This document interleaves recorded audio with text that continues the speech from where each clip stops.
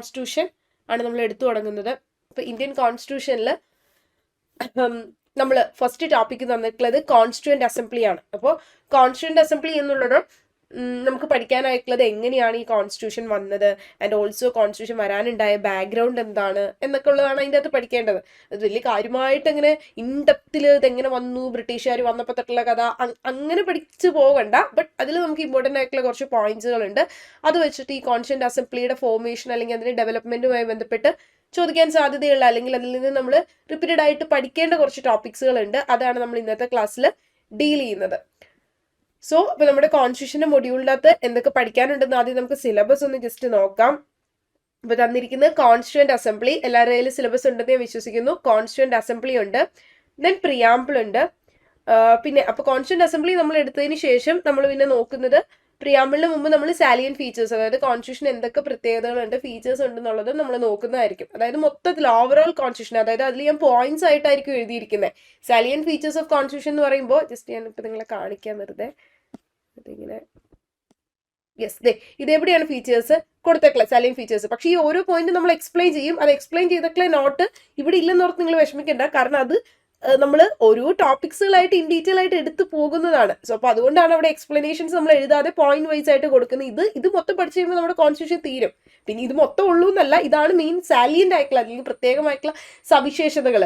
അപ്പോൾ ഇതെല്ലാം നമ്മൾ എക്സ്പ്ലെയിൻ ചെയ്ത് പഠിക്കുന്നതാണ്. പിന്നെ അതുപോലെ തന്നെ കോൺസ്റ്റിറ്റ്യൂഷന്റെ ഫീച്ചേഴ്സിൽ വരുന്ന മറ്റൊരു പ്രത്യേകതയാണ് കോൺസ്റ്റിറ്റ്യൂഷൻ പല രാജ്യത്ത് നിന്നാണ് ബോറോ ചെയ്തെടുത്തക്കളെ. സോ അപ്പോൾ ആ പ്രിൻസിപ്പിൾസ് നമ്മൾ പഠിക്കേണ്ടതായിട്ടുണ്ട്. പിന്നെ അതുപോലെ തന്നെ കോൺസ്റ്റിറ്റ്യൂഷന്റെ 12 ഷെഡ്യൂൾസും ഇതൊക്കെ നമ്മൾ ഇതിൻ്റെ അകത്ത് പഠിക്കേണ്ടതാണ് സാലിയൻ ഫീച്ചേഴ്സിൻ്റെ അകത്ത്. സോ നമുക്ക് കോൺസ്റ്റിറ്റ്യൂഷനിൽ ആദ്യം തന്നിരിക്കുന്നവർ കോൺസ്റ്റിറ്റ്യൂവന്റ് അസംബ്ലി, പിന്നെ പ്രിയാമ്പിൾ. യെസ്, പിന്നെ പ്രിയാമ്പിൾ നമ്മൾ നോക്കണം. ആൻഡ് ഓൾസോ സിറ്റിസൺഷിപ്പ് നോക്കുമ്പോൾ സിറ്റിസൺഷിപ്പ് ആക്ടിന്റെ അണ്ടറിലുള്ള സിറ്റിസൺഷിപ്പ് നോക്കണം. ആൻഡ് ഓൾസോ സിറ്റിസൺഷിപ്പ് ആക്ട് 1955 ഉണ്ടല്ലോ, അതിന്റെ അണ്ടറിലുള്ളതും നോക്കണം. അത് നോക്കണം എന്ന് അവർ പറഞ്ഞിട്ടില്ല, ബട്ട് എന്നാൽ പോലും സിറ്റിസൺഷിപ്പ് ആക്ട് 1955 കൂടെ നമുക്ക് നോക്കാം. കാരണം സിറ്റിസൺഷിപ്പ് ആർട്ടിക്കിൾ 5 തൊട്ട് 11 വരെ സിറ്റിസൺഷിപ്പിന്റെ പ്രൊവിഷൻസ് ഇന്ത്യൻ കോൺസ്റ്റിറ്റ്യൂഷനിൽ പറയുന്നത് during the commencement of constitution commence ചെയ്ത സമയത്ത് ഉണ്ടായിരുന്നത് അവിടെ പറയുന്നത്. After the commencement of constitution comments ചെയ്തതിന് ശേഷം പിന്നീട് സിറ്റിസൺഷിപ്പുമായി ബന്ധപ്പെട്ട പ്രൊവിഷൻസ് ആർട്ടിക്കിൾ 11 പ്രകാരം ആ പവർ പാർലമെന്റിന് കൊടുത്തിരിക്കുകയാണ്. അപ്പൊ ലോ മേക്ക് ചെയ്യാനായിട്ട്, ടെൻഡർ ലോ ഉണ്ടാക്കാനായിട്ട്. അപ്പൊ അങ്ങനെ കൊടുത്ത പവർ പ്രകാരം ആർട്ടിക്കിൾ 11 കിട്ടിയ പവർ പ്രകാരം പാർലമെന്റ് ഒരു ലോ ഉണ്ടാക്കി. ആ ലോയാണ് സിറ്റിസൺഷിപ്പ് ആക്ട് 1955. ഇത് പല വട്ടങ്ങളിലായിട്ട് പിന്നെ അമെൻഡ് ചെയ്തിട്ടുണ്ട്. 2019 വരെ ഇങ്ങനെ പല വട്ടങ്ങളിലായിട്ട് ഇത് അമെൻഡ് ചെയ്ത് വന്നിട്ടുണ്ട്. 2003 അതുപോലെ തന്നെ 1986 ഒക്കെ അമെൻഡ് ചെയ്തിട്ടുണ്ട്. അപ്പൊ അങ്ങനെ അമെൻഡ് ചെയ്ത് അവർ ഈ കൊണ്ടുവന്നിട്ടുള്ള ഈ ആക്ട് 1955 അതിന്റെ പ്രത്യേകതകൾ എന്തൊക്കെയാണ്, അതിൽ ഏതൊക്കെ രീതികളിലാണ് സിറ്റിസൺഷിപ്പ് അക്വിസിഷൻ ചെയ്യാൻ പറ്റുന്നത്, ഏതൊക്കെ രീതിയിലാണ് സിറ്റിസൺഷിപ്പ് ടെർമിനേറ്റ് ചെയ്യാൻ പറ്റുന്നത്, ഈ പ്രൊവിഷൻസ് ഒക്കെ നമ്മൾ പറയുന്നത് ഈ സിറ്റിസൺഷിപ്പ് ആക്ട് 1955 സോ അപ്പോൾ അത് നോക്കാതിരിക്കാൻ നമുക്ക് പറ്റില്ല. അതുകൊണ്ട് എന്തായാലും അത് നോക്കണം. ആൻഡ് ഓൾസോ പ്രിയാമ്പിൾ മാത്രം പോരാ, പ്രിയാമ്പിൾ കഴിഞ്ഞിട്ട് അവരൊരു പോർഷൻ അവിടെ പറഞ്ഞിട്ടില്ല, നമുക്കത് നോക്കണം. ആർട്ടിക്കിൾ 1 to 4 വരെയുള്ളത്, അതായത് യൂണിയൻ ആൻഡ് ടെറിട്ടറിനെ പറ്റി പറയുന്നത്, എങ്ങനെയാണ് ഒരു പുതിയ ഏരിയ ആഡ് ചെയ്യാൻ പറ്റുന്നത് അല്ലെങ്കിൽ ഫോം ചെയ്യാൻ പറ്റുന്നത് പുതിയ സ്റ്റേറ്റിനെ എന്നൊക്കെ ഉള്ളത്. കോൺസ്റ്റിറ്റ്യൂഷൻ എന്ന് പറയുന്ന ഏതൊരു ലീഗൽ എക്സാമിനും മെയിൻ ആയിട്ടുള്ള ഒരു ടോപ്പിക് ആയതുകൊണ്ട് തന്നെ നമ്മൾ ഇൻഡെപ്ത് ആയിട്ടുള്ള രീതിയിൽ തന്നെ നോക്കുകയാണ്. അപ്പൊ നിങ്ങൾ ഓരോന്നും അത്രയും സ്ട്രെസ് ചെയ്ത് തന്നെ പഠിക്കുക കേട്ടോ. കാരണം 20 മാർക്കുള്ള ഒരു മൊഡ്യൂളാണ് constitution law and administrative law. ഇതിൽ അഡ്മിനിസ്ട്രേറ്റീവ് ലോയിൽ നിന്ന് എത്രമാത്രം ചോദിക്കുമെന്ന് അറിയില്ല, പക്ഷെ എന്നാലും കോൺസ്റ്റിറ്റ്യൂഷനിൽ നിന്ന് ഭൂരിഭാഗം ക്വസ്റ്റ്യൻസും നമുക്ക് എക്സ്പെക്ട് ചെയ്യാൻ സാധ്യതയുള്ള ക്വസ്റ്റ്യൻസ് ആണ്. അപ്പൊ അതുകൊണ്ട് തന്നെ ഫണ്ടമെന്റൽ റൈറ്റ്സ്, പിന്നെ നമ്മൾ ഫണ്ടമെന്റൽ റൈറ്റ്സ് നോക്കുക. ഫണ്ടമെന്റൽ റൈറ്റ്സ് ഇൻ ഡീറ്റെയിൽ ആയിട്ട് നോക്കണം.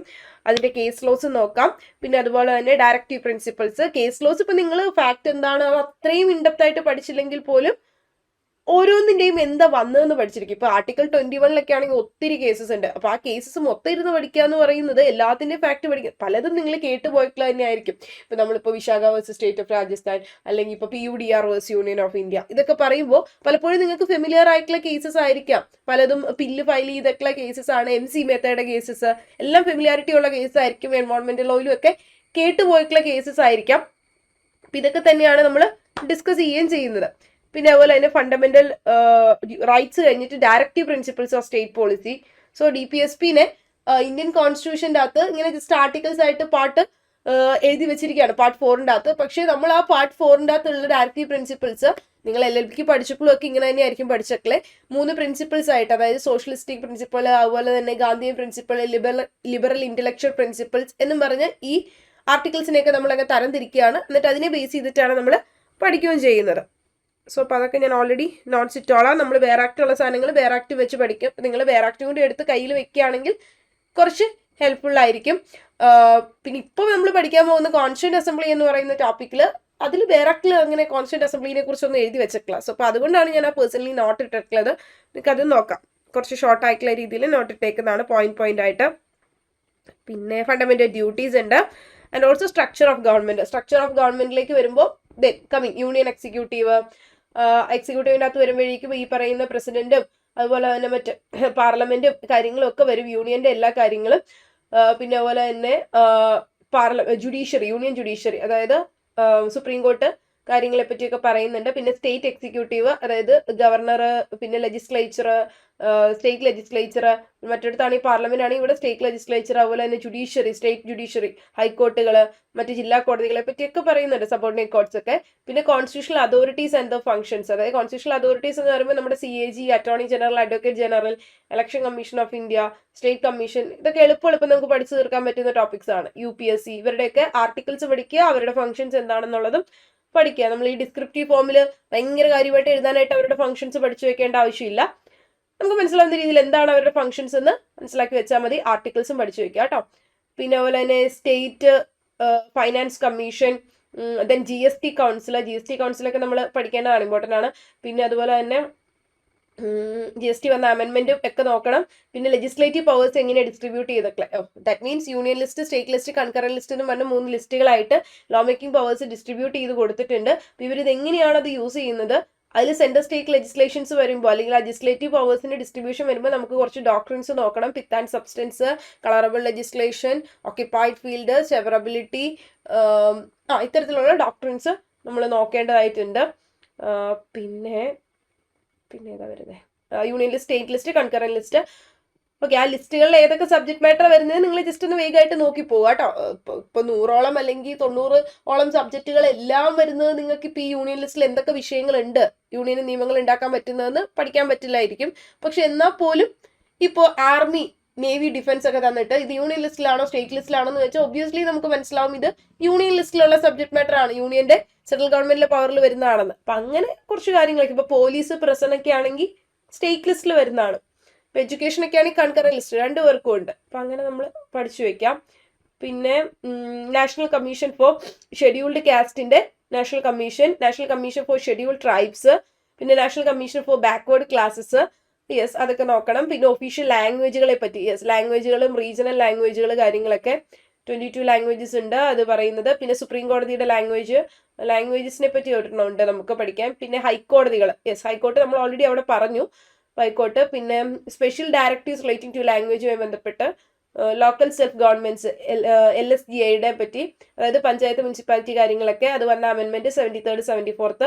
ഇമ്പോർട്ടൻറ്റ് കോൺസ്റ്റിറ്റ്യൂഷണൽ അമെൻമെന്റ്, ഇമ്പോർട്ടൻറ്റ് കോൺസ്റ്റിറ്റ്യൂഷണൽ അമെൻമെന്റ് എന്ന് പറഞ്ഞിട്ട് അവർ തന്നിട്ടുള്ളത് 42, 44th, 52nd, 73, 74, 86, 91, 97, 109, 102, 103, 106 ആണ്. പക്ഷെ നിലവിലിപ്പോൾ 106 അമെൻമെന്റുകൾ വന്നിട്ടുണ്ട്. സോ അതുകൊണ്ട് തന്നെ നമ്മൾ അതിൽ മെയിൻ ആയിട്ടുള്ള അമെൻമെന്റുകളെല്ലാം തന്നെ നോക്കുന്നതായിരിക്കും. ഇവിടെ പറഞ്ഞിട്ടുള്ളത് നോക്കും, അതോടൊപ്പം തന്നെ ഇമ്പോർട്ടൻ്റ് ആയിട്ടുള്ളതും കൂടി നോക്കും. എന്ന് പറഞ്ഞാൽ 1 തൊട്ട് 106 വരെയുള്ളത് പഠിക്കണം എന്നല്ല അതിൻ്റെ അർത്ഥം. അതിലിപ്പോൾ ഈ തന്നിരിക്കുന്നതും പിന്നെ ഇത് കൂടാതെ തന്നെ കുറച്ച് ഇമ്പോർട്ടൻ്റ് ആയിട്ടുള്ള അമെൻമെന്റ്സും ഉണ്ട്, അത് നമ്മൾ നോക്കി വെക്കുക. പിന്നെ റെഡ് ജൂറിസ്ഡിക്ഷൻ, ആർട്ടിക്കൽ 32 to 26 അണ്ടറിലുള്ളത് പഠിക്കുക. പില്ലുകൾ പഠിക്കുക. ഈ പില്ല് എന്നുള്ള പോർഷൻ നമ്മൾ ഓൾറെഡി അവിടെയും കവർ ആവും. ആർട്ടിക്കൽ 21 അണ്ടറിലും പില്ല് കൊടുത്തിട്ടുള്ള കേസുകൾ തന്നെയാണ് ഈ 21 അണ്ടറിലും പഠിച്ചു പോകുന്നത്. അപ്പോൾ ആ പില്ലിലെ കേസസ് നിങ്ങൾക്ക് അവിടെയും കവറായി കിട്ടും.